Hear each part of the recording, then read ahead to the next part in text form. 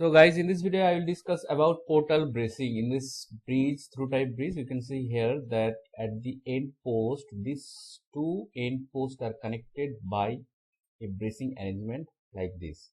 And this bracing arrangement is known as your portal bracing. And here you will understand what is the difference between a normal cross bracing and a portal bracing, and why this portal bracing is used. And also I will discuss about how to analyze the portal bracing in post moments. Okay, so let's start. If you are new to this channel, please do subscribe, and also don't forget to press the join button. So at the very first, why it is needed. Just I have represented the bridge with this isometric diagram. Here you can see these are the normal portal frame, and in any portal frame there will be always lateral load. This may be due to wind load or normal live load. So without any bracing system, how this portal frame will behave under the action of this lateral load? Definitely you will sway or deflect towards this right, and the drift value or the deflection at the tip will be much higher compared to the bracing arrangement. So if we provide a lateral load and also we provide a bracing arrangement like this, here this drift will be much less. So if this is delta 2 and this is delta 1, delta 1 is always delta 2 is always less than delta 1, right? So this is all about the portal frame of the middle post. But what about this end post, right? Why?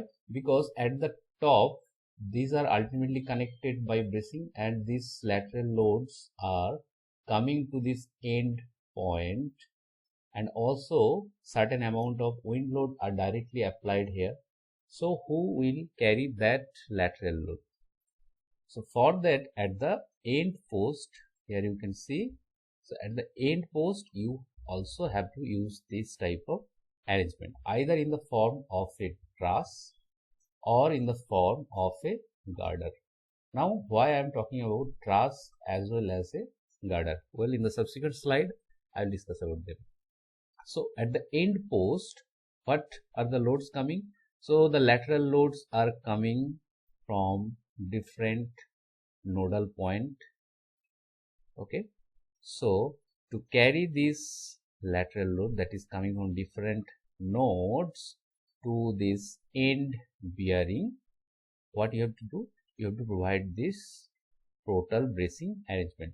And also here you can see direct wind load or earthquake load that is being applied here, that also need to be carried to the bearing. So for that you need to provide this end post portal bracing, right? Now what is the difference between a full cross bracing? Here you can see this is the full cross bracing that is normally provided along the longitudinal axis of the structure. So what is the difference between cross bracing and portal bracing? Definitely in the cross bracing the deflection will be almost negligible.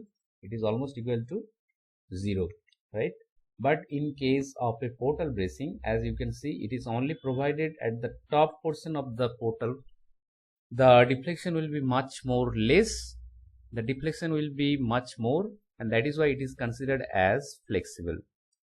So for this flexibility, this will also cause the bending moment at the end post, right? So in case of a cross bracing, if we have lateral load, it will directly go to the foundation through this bracing.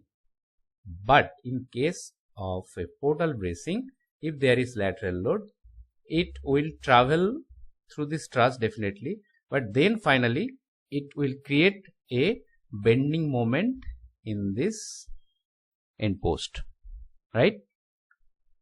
So what are the different type of portal bracing? I have also already discussed that either you may provide some truss arrangement at the top, or you may provide directly a girder like this, right? So this is the girder. So where you have to provide this girder and where you have to provide this truss arrangement, and in some cases you can provide double tier truss arrangement. So everything is depend on the headroom clearance. Okay, so if this is base, so based on the requirement, let's say this vehicle is passing through this structure, right? So in this case the headroom is this much, but is this type of vehicle is passing through this structure, then the headroom requirement is much more higher.